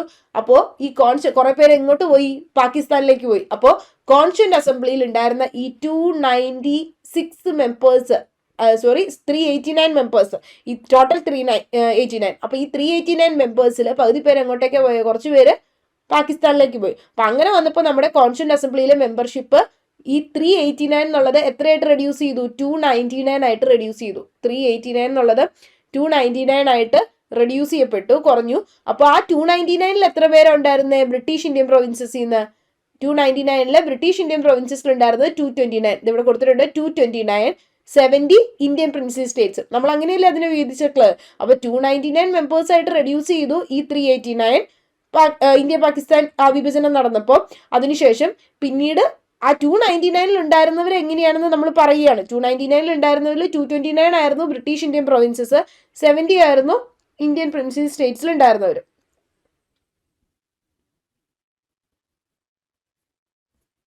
അങ്ങനെ അസംബ്ലി വന്നു. അസംബ്ലിയുടെ ഫസ്റ്റ് മീറ്റിംഗ് നടന്നിട്ടുണ്ടായിരുന്നത് December 9th 1946 assembly, constituent assembly വന്നത്. ഡേറ്റ് നിങ്ങൾ ഓർത്തിരിക്കുക. എന്നാ വന്നേ December 6th 1946. ഫസ്റ്റ് മീറ്റിംഗ് നടന്നത് December 9th 1946. December 9th ഒരു 3 ദിവസം കഴിഞ്ഞപ്പോൾ തന്നെ എന്ത് ചെയ്തു? മീറ്റിംഗ്, ഫസ്റ്റ് മീറ്റിംഗ് ഇവർ കൂടി. അസംബ്ലി മീറ്റിംഗ് കൂടിയത് December 9th 1946 ആൻഡ് അസംബ്ലിയുടെ ഒരു പ്രൊവിൻഷണൽ പ്രസിഡന്റിനെ, താൽക്കാലികമായിട്ടുള്ള ഒരു പ്രൊവിൻഷണൽ പ്രസിഡന്റിനെ ഇവരെ എലക്ട് ചെയ്തിട്ടുണ്ടായിരുന്നു. അതായിരുന്നു ഡോക്ടർ സച്ചിദാനന്ദ സിൻഹ. ഈ പോയിന്റ്സ് ഒക്കെ ഒന്ന് ഓർത്ത് വെക്കാം കേട്ടോ. ഡോക്ടർ സച്ചിദാനന്ദ സിൻഹ. ദെൻ ഒരു 2 ദിവസത്തിന് ശേഷം തന്നെ ഇവരെന്ത് ചെയ്തു? December 11th 1946 ആയപ്പോൾ അസംബ്ലി ഒരു പെർമനന്റ് പ്രസിഡന്റിനെ എലക്ട് ചെയ്തു. ആരാണ്? Doctor Rajendra Prasad. First president എന്ന് നമ്മൾ പഠിച്ചിട്ടുള്ളതാണ്. ഡോക്ടർ രാജേന്ദ്ര പ്രസാദ് ആണ് പെർമനന്റ് പ്രസിഡന്റ് ആയിട്ട് അസംബ്ലി എലക്ട് ചെയ്തിട്ടുണ്ടായിരുന്നത്. ഡോക്ടർ രാജേന്ദ്ര പ്രസാദ് എന്ന എലക്ട് ചെയ്ത് December 11th 1946. അതോടൊപ്പം തന്നെ ഇവരൊരു കോൺസ്റ്റിറ്റ്യൂഷണൽ അഡ്വൈസർ എന്ന് പറയുന്ന പോസ്റ്റിലേക്ക് ഒരാളെ എലക്ട് ചെയ്തു. ആരായിരുന്നു constitutional adviser? Doctor BN Rao. BN Rao കേട്ടോ. പെർമനന്റ് പ്രസിഡന്റ് എന്ന് പറയുന്ന, അല്ലെങ്കിൽ ഇപ്പൊ നമ്മളോട് ചോദിക്കുക president of the constituent assembly ആരാണെന്ന് ചോദിക്കുകയാണ് എങ്കിൽ നിങ്ങൾ ഡോക്ടർ രാജേന്ദ്ര പ്രസാദ് എഴുതിയാൽ മതി. എങ്ങാനും എടുത്ത് പ്രൊവിഷണൽ പ്രസിഡന്റ് എന്ന് ചോദിച്ചാൽ മാത്രം സച്ചിദാനന്ദ സിൻഹയെ എഴുതിയാൽ മതി കേട്ടോ. വെറുതെ പ്രസിഡന്റ് എന്ന് ചോദിച്ചാൽ സച്ചിദാനന്ദ സിൻഹ എഴുതി വെക്കണ്ട, രാജേന്ദ്ര പ്രസാദ് എഴുതിയാൽ മതി. പ്രൊവിഷണൽ പ്രസിഡന്റ് എന്നെങ്ങാനും ചോദിക്കുകയാണെങ്കിൽ മാത്രം സച്ചിദാനന്ദ സിൻഹയെ എഴുതിയാൽ മതി. ഇപ്പൊ 2 ഓപ്ഷനിലുണ്ട്. രാജേന്ദ്ര പ്രസാദും ഉണ്ട്, അങ്ങനെയൊന്നും തരില്ലായിരിക്കാം. എന്നാൽ പോലും രാജേന്ദ്ര പ്രസാദും സച്ചിദാനന്ദ സിൻഹയും ഉണ്ട്. രണ്ടും കൂടി ഉണ്ടായിട്ട് പ്രസിഡന്റ് ഏതാന്ന് ചോദിച്ചു കഴിഞ്ഞാൽ രാജേന്ദ്ര പ്രസാദ് എഴുതിയാൽ മതി. പ്രൊവിഷണൽ ചോദിച്ചാൽ മാത്രം സച്ചിദാനന്ദ സിൻഹ എഴുതുക കേട്ടോ. ഇനി BN റാവു മറ്റൊരു പോസ്റ്റിലേക്കും കൂടി എടുത്തായിരുന്നു. BN റാവു അത് കോൺസ്റ്റിറ്റ്യൂന്റ് അസംബ്ലിയിലെ കോൺസ്റ്റിറ്റ്യൂഷണൽ അഡ്വൈസർ എന്ന് പറയുന്ന ഒരു പോസ്റ്റിലേക്കായിരുന്നു. അതാണ് BN റാവു എന്ന് പറയുന്നത്. അങ്ങനെ ഈ ഒരു കോൺസ്റ്റിറ്റ്യൂന്റ് അസംബ്ലിയൊക്കെ വന്നിരിക്കുന്ന സമയം അന്നേരമാണ് നമ്മുടെ പണ്ഡിറ്റ് ജവഹർലാൽ നെഹ്റു എന്ത് ചെയ്തത്? വളരെ ഹിസ്റ്റോറിക് ആയിട്ടുള്ള, വളരെ ചരിത്ര പ്രധാനമായിട്ടുള്ള, എന്തുകൊണ്ടാണ് ഇത്രയും ചരിത്ര പ്രധാനം എന്ന് പറയാൻ നമുക്ക് അത് വരും ഇപ്പൊ എന്തുകൊണ്ടാണെന്ന് പറയാം. അപ്പൊ അത്രയും ഹിസ്റ്റോറിക് ആയിട്ടുള്ള ഒരു ഒബ്ജക്റ്റീവ് റെസൊല്യൂഷൻ അസംബ്ലിയിലേക്ക്, ഈ കോൺസ്റ്റിറ്റ്യൂന്റ് അസംബ്ലിയിലേക്ക് ഇൻട്രൊഡ്യൂസ് ചെയ്യുന്നത്.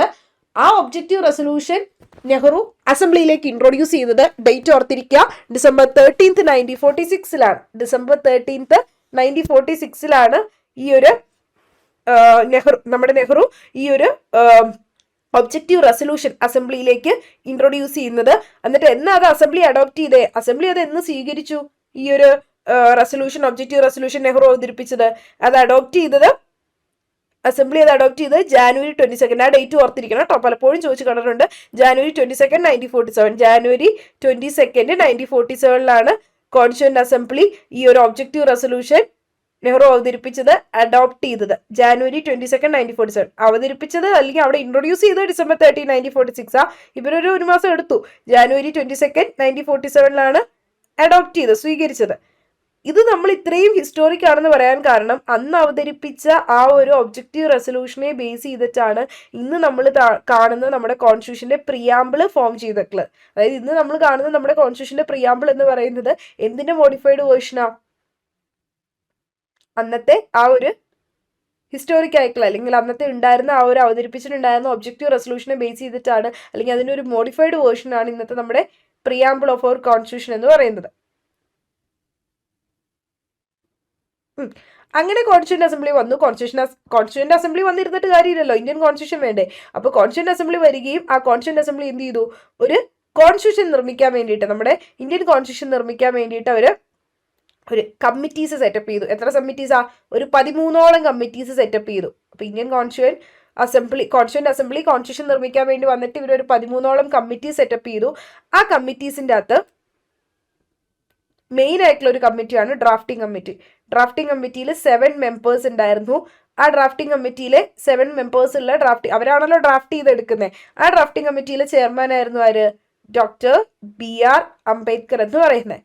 അപ്പൊ അങ്ങനെ ഡോക്ടർ BR അംബേദ്കർ ചെയർമാൻ ആയിരുന്ന ഈ ഒരു ഇന്ത്യൻ കോൺസ്റ്റിറ്റ്യൂന്റ് അസംബ്ലി അവരെന്ത് ചെയ്തു, ആ ഡ്രാഫ്റ്റിംഗ് കമ്മിറ്റിയും അതുപോലെ തന്നെ മറ്റ് കമ്മിറ്റീസിൻ്റെയൊക്കെ കൂട്ടായ പ്രയത്നത്തിന്റെ ഭാഗമായിട്ട് നമ്മുടെ കോൺസ്റ്റിറ്റ്യൂന്റ് അസംബ്ലി രൂപപ്പെടുത്തിയെടുത്തതാണ് നമ്മുടെ കോൺസ്റ്റിറ്റ്യൂഷൻ എന്ന് പറയുന്നത്. അവർ അഡോപ്റ്റ് ചെയ്തതാണ് കോൺസ്റ്റിറ്റ്യൂഷൻ, ഇന്ത്യൻ കോൺസ്റ്റിറ്റ്യൂഷൻ November 26, 1949. അപ്പൊ അങ്ങനെ അതിന്റെ major part of its constitution എന്നാ കെയിം ഇൻ ടു ഫോഴ്സ് ആയ പ്രാബല്യത്തിലേക്ക് വന്നേ? January 26. അതായത് നമ്മൾ ജനങ്ങൾ ഫോളോ ചെയ്യാൻ തുടങ്ങി January 26, 1950 അതിന്റെ മേജർ പ്രൊവിഷൻസും അന്ന് തന്നെയാണ് കെയിം ഇൻ ടു ഫോഴ്സ് ആയത്. പക്ഷെ ചില പ്രൊവിഷൻസ്, ടെമ്പററി ആയിട്ടുള്ള ചില പ്രൊവിഷൻസ്, ഇലക്ഷൻസുമായി ബന്ധപ്പെട്ട പ്രൊവിഷൻസ്, സിറ്റിസൺഷിപ്പുമായി ബന്ധപ്പെട്ട പ്രൊവിഷൻസ് ഒക്കെ എന്ന് തൊട്ടേ പ്രാബല്യത്തിൽ വന്നു? November 26, 1949. November 26, 1949 തൊട്ട് തന്നെ ചില പ്രൊവിഷൻസ് അന്ന് തൊട്ട് തന്നെ ജനങ്ങൾ ഫോളോ ചെയ്യാൻ തുടങ്ങി. പക്ഷേ ബാക്കിയുള്ള പ്രൊവിഷൻസ് ഒക്കെ എന്ന് തൊട്ടാണ് വന്നത്? November 26, 1949 അല്ല, അത് വന്നത് January 26, 1950 ആണ്. അപ്പൊ ഇത്ര ഓർത്താൽ മതി. November 26, 1949 കോൺസ്റ്റിറ്റ്യൂഷൻ അഡോപ്റ്റ് ചെയ്ത് അല്ലെങ്കിൽ എനാക്ട് ചെയ്തത്. അത് കെയിം ഇൻ ടു ഫോഴ്സ് ആയത് January 26, 1950 ആണ്. അപ്പൊ അത് അന്നാണ് അതിന്റെ മിക്ക പ്രൊവിഷൻസും കെയിം ഇൻ ടു ഫോഴ്സ് ആയത് January 26, 1950. പക്ഷെ ചില പ്രൊവിഷൻസ്, അതായത് ചില പ്രൊവിഷൻസ് ആയിട്ടുള്ള ടെമ്പററി പ്രൊവിഷൻസ് ഒക്കെ അന്ന് തന്നെ കെയിം ഇമ്മീഡിയറ്റ് ആയിട്ടുള്ള എഫക്റ്റ് ആയി November 26, 1949 തന്നെ. ഇനി കമ്മിറ്റീസ് നമ്മൾ പറഞ്ഞു 13ഓളം കമ്മിറ്റി ഉണ്ടെന്ന്. ഈ 13 കമ്മിറ്റിയുടെയും പേര് പഠിച്ചു വെക്കേണ്ട. അപ്പൊ അതിൽ നമ്മൾ മെയിൻ ആയിട്ടുള്ള കമ്മിറ്റീസ് ആണ് എഴുതിയിട്ടുള്ളത്. ബാക്കി കമ്മിറ്റീസിനും കൂടി പേര് ഞാൻ പറയാം. പക്ഷെ മെയിൻ കമ്മിറ്റീസ് ആണ് അവിടെ ലിസ്റ്റ് ചെയ്തിട്ടുള്ളത്. ചോദിക്കാൻ സാധ്യതയുള്ളതും ഒക്കെ ആയ കുറച്ച് കമ്മിറ്റീസ് ആണ് നമ്മൾ പേരിട്ടിട്ടുള്ളത്. ഈ കമ്മിറ്റീസിൻ്റെയൊക്കെ ഹെഡ് ആരാണെന്നുള്ളത് നോക്കണം. അപ്പൊ അതാണ് ഈ നമ്മൾ നോക്കുന്നത് മേജർ ആയിട്ടുള്ള കമ്മിറ്റീസ്. ആ കമ്മിറ്റീസിനൊക്കെ ഹെഡ് ആരാണ്, പ്രിസൈഡ് ചെയ്ത ആളാണ്, അല്ലെങ്കിൽ ചെയർമാൻ ആരാന്നുള്ളത്. ആദ്യത്തെ കമ്മിറ്റി ഡ്രാഫ്റ്റിംഗ് കമ്മിറ്റി. ഡ്രാഫ്റ്റിംഗ് കമ്മിറ്റിയുടെ ചെയർമാൻ നിങ്ങൾക്ക് അറിയാം ആരാണ്? Dr. B.R. അംബേദ്കർ. അതുകൊണ്ടാണ് അദ്ദേഹത്തെ നമ്മൾ father of our Indian constitution എന്നൊക്കെ അറിയപ്പെടുന്നത്. ഇനി അടുത്ത കമ്മിറ്റിയാണ് provincial constitution committee. Provincial constitution കമ്മിറ്റിയുടെ ഹെഡാണ് സർദാർ പട്ടേൽ, അതായത് സർദാർ വല്ലഭായ് പട്ടേലില്ലേ, അപ്പോൾ സർദാർ പട്ടേൽ. പിന്നെ അതുപോലെ തന്നെ യൂണിയൻ കോൺസ്റ്റിറ്റ്യൂഷൻ കമ്മിറ്റി. കമ്മിറ്റിയുടെ പ്രിസൈഡിംഗ് ഓഫീസർ പണ്ഡിറ്റ് ജവഹർലാൽ നെഹ്റു ആയിരുന്നു. അടുത്തത് union powers committee, Pandit Jawaharlal Nehru ആണ്. പിന്നെ അഞ്ചാമത്തെ അടുത്ത കമ്മിറ്റി നമ്മൾ നോക്കുന്നത് റൂൾസ് ഓഫ് പ്രൊസീജിയർ കമ്മിറ്റി. അത് ഡോക്ടർ രാജേന്ദ്ര പ്രസാദ് ആയിരുന്നു. അടുത്ത committee advisory committee on fundamental rights minorities and tribal and excluded ഏരിയാസിനെ സംബന്ധിച്ചിട്ടുണ്ടായിരുന്ന അഡ്വൈസറി കമ്മിറ്റിയാണ്. അതായത് പല കാര്യങ്ങളും ഇതിലേക്ക് ഉൾപ്പെടുത്തണമെങ്കിൽ പലതിനെ പറ്റിയും റിസർച്ച് നടത്തി അന്വേഷിക്കണം. അപ്പം അതിനുവേണ്ടി ഓരോരോ കമ്മിറ്റീസ് ആണ്. ഇപ്പൊ സർദാർ പട്ടേലാണ് അതിൻ്റെയും പ്രിസൈഡിംഗ് ഓഫീസർ. ഇനി അടുത്തത് സ്റ്റിയറിംഗ് കമ്മിറ്റി. സ്റ്റിയറിംഗ് കമ്മിറ്റിയുടെ chairman doctor Rajendra Prasad. Then States committee. States കമ്മിറ്റിയുടെ ചെയർമാൻ പണ്ഡിറ്റ് ജവഹർലാൽ നെഹ്റു ആയിരുന്നു. ഇപ്പൊ എത്ര കമ്മിറ്റി നമ്മൾ പറഞ്ഞു? 1, 2, 3, 4, 5, 6, 7, 8. 8ഓളം കമ്മിറ്റീസ് ആണ് പറയുന്നത്. ബാക്കിയുള്ള കമ്മിറ്റീസ് എന്ന് പറയുമ്പോഴേക്കും നമ്മുടെ എന്താ പറയുക, ഫ്ലാഗ് കമ്മിറ്റി എന്നൊക്കെ പറയുന്ന കമ്മിറ്റി ഉണ്ടായിരുന്നു. അതിന്റെ ചെയർമാനും ചെയർപേഴ്സൺ എന്ന് പറയുന്നത് ഡോക്ടർ രാജേന്ദ്ര പ്രസാദ് ആണ്. അഡ്ഹോക് ഫ്ലാഗ് കമ്മിറ്റി എന്ന് പറയുന്ന കമ്മിറ്റി ഉണ്ട്. A.N. സിൻഹയാണ് അതിന്റെ ചെയർപേഴ്സൺ. പിന്നെ ഫൈനാൻസ് ആൻഡ് സ്റ്റാഫ് കമ്മിറ്റി, അതും A.N. സിൻഹയാണ്. Fundamental rights sub committee, fundamental റൈറ്റ്സിന് തന്നെ ഒരു സബ് കമ്മിറ്റി ഉണ്ട്, അത് J.B. കൃപാലിനിയാണ്. പിന്നെ മൈനോറിറ്റി സബ് കമ്മിറ്റി, അത് H.C. മുഖർജിയാണ്. ബിസിനസ് കമ്മിറ്റി ഉണ്ട്, K.M. മുൻഷി. അപ്പം ഇങ്ങനെ ഒട്ടനവധി കുറേ കമ്മിറ്റികൾ ഉണ്ടായിരുന്നു. അപ്പം അതിൽ നമുക്ക് മെയിൻ ആയിട്ടുള്ള കുറച്ച് കമ്മിറ്റീസ് ആണ് എടുത്ത് നോട്ട് ചെയ്തിട്ടുള്ളത്. അപ്പോൾ ആ കമ്മിറ്റീസിൻ്റെയൊക്കെ പ്രിസൈഡിങ് പേഴ്സൺസ് ഏതൊക്കെയാണെന്നുള്ളതാണ് പറഞ്ഞിട്ടുള്ളത്. അപ്പോൾ നിങ്ങളൊന്ന് നോക്കിപ്പോയി മെയിൻ ആയിട്ടുള്ള കമ്മിറ്റികളും അതുമായി ബന്ധപ്പെട്ട പ്രിസൈഡിങ് പേഴ്സൺസ് അല്ലെങ്കിൽ അതിൻ്റെ ചെയർപേഴ്സൺ ആരാണെന്നുള്ളത്. ഇന്ന് നമ്മൾ പറഞ്ഞ് ഡ്രാഫ്റ്റിംഗ് കമ്മിറ്റി. ഓക്കെ, ഈ ഡ്രാഫ്റ്റിംഗ് കമ്മിറ്റിയിലുള്ള ആളുകൾ ഏതൊക്കെയാണെന്നുള്ളത് നമ്മൾ നോക്കി വെക്കണം. ആരൊക്കെയാണ് ഇതിനകത്ത് ഉണ്ടായിരുന്ന മെമ്പേഴ്സ് എന്നുള്ളത്. 7 മെമ്പേഴ്സ് ഉണ്ടായിരുന്നു. Chairman B.R. അംബേദ്കർ ആണ്, ഡോക്ടർ B.R. അംബേദ്കർ ആണ് ചെയർമാൻ. പക്ഷെ ബാക്കിയുള്ള മെമ്പേഴ്സിന്റെ പേര് ഓർത്ത് വെക്കുക കേട്ടോ. ഇതിൽ ആരാണ് ഡ്രാഫ്റ്റിംഗ് കമ്മിറ്റി ഇല്ലാത്തതെന്നൊക്കെ ചോദിച്ചാൽ നമുക്ക് മനസ്സിലാകണം. അപ്പോൾ doctor K.M. Munshi, Syed Muhammad Saadulla, N. Gopalaswami Ayyangar, M. Madhavarao, Alladi Krishnaswami Iyer, പിന്നെ T.T. കൃഷ്ണമാചാരി. ഇങ്ങനെ 7 പേരായിരുന്നു ഈ ഡ്രാഫ്റ്റിംഗ് കമ്മിറ്റിയിലെ മെമ്പേഴ്സ് ആയിട്ടുണ്ടായിരുന്നു. ഇതിലെ ചെയർമാൻ ആയിരുന്നു നമ്മുടെ ഡോക്ടർ B.R. അംബേദ്കർ എന്ന് പറയുന്നത്.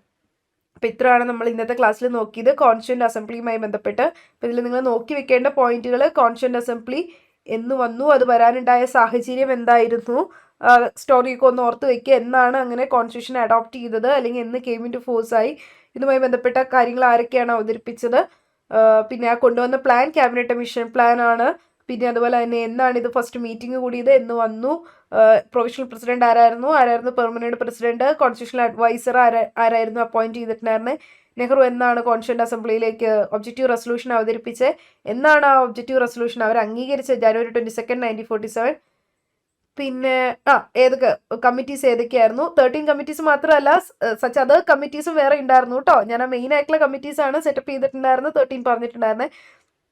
പിന്നെ ഡ്രാഫ്റ്റിംഗ് കമ്മിറ്റി, പിന്നെ അതുപോലെ തന്നെ ഡ്രാഫ്റ്റിംഗ് കമ്മിറ്റിയുടെ ചെയർമാൻ ആരായിരുന്നു, അതിൽ ഡ്രാഫ്റ്റിംഗ് കമ്മിറ്റിയിൽ ആരൊക്കെ ഉണ്ടായിരുന്നുള്ളൂ നിങ്ങളൊന്ന് ഓർത്ത് വയ്ക്കണം. ഇത്രയൊക്കെയാണ് നമ്മൾ ഇന്നത്തെ ക്ലാസ്സിൽ നോക്കിയിട്ടുണ്ടായിരുന്നത് കോൺസ്റ്റിറ്റ്യൂന്റ് അസംബ്ലിയുമായി ബന്ധപ്പെട്ടുള്ളത്. ഇനി നമുക്ക് ഇന്ത്യൻ കോൺസ്റ്റിറ്റ്യൂഷന്റെ കുറച്ച് ഫീച്ചേഴ്സ് ആണ് നോക്കേണ്ടത്. ഈ ഫീച്ചേഴ്സ് നമ്മൾ ഓരോന്നോരോന്നായിട്ട് നമുക്ക് നോക്കേണ്ടതായിട്ടുണ്ട്. പിന്നെ അതുപോലെ തന്നെ എന്തൊക്കെ സോഴ്സസ് ഫീച്ചേഴ്സ് ആണ് നമ്മൾ പല കോൺസ്റ്റിറ്റ്യൂഷനും ബോറോ ചെയ്തെടുത്ത ഷെഡ്യൂൾസുകൾ. ഇത്രയും നോക്കിയാലേ നമുക്ക് പ്രിയാമ്പിളിലെ പോർഷൻസിലേക്ക് പോകാൻ പറ്റുള്ളൂ. ഇത് നമുക്ക് അടുത്ത ക്ലാസ്സിൽ ഡീൽ ചെയ്യാം. സോ അപ്പോൾ അടുത്തൊരു ക്ലാസ്സുമായിട്ട് വരുന്നതിന് thank you for watching. Class നിങ്ങൾ കണ്ടുവയ്ക്കാം.